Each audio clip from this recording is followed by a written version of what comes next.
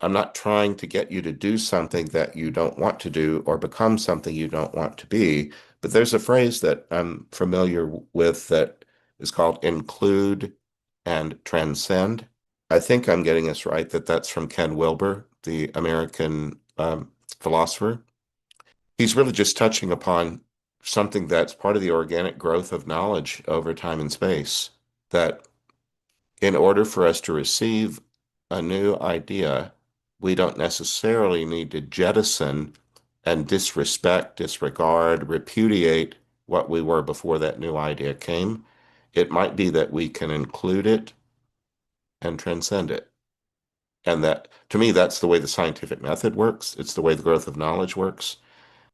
Can't we learn? And is taking in new information, is that how disrespectful to our previous teachers or our parents? I don't think so. Knowledge builds upon knowledge. And sometimes we even have to unlearn a thing, or at least the formula in which we received it and understood it.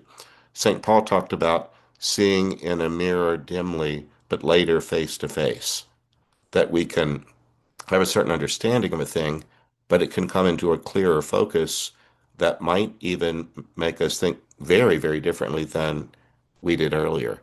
I know that I have a lot of education, and sometimes there have been times when I just felt the need to pare down the amount of tonnage that I have, the number of files and boxes of things that I have.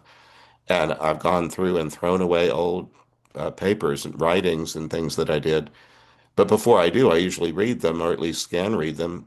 And there have been times when I thought, when I was 20, that's what I was thinking. I wouldn't write that any longer because my thoughts have moved beyond that. Do I need to mock my 20-year-old self and say, what an idiot? Look at what you wrote. I don't need to do that. I can just say at that stage of my growth and development and my understanding, I thought this way and I expressed myself this way. But other events have gone on to take me to something that transcends that, goes above it, beyond it.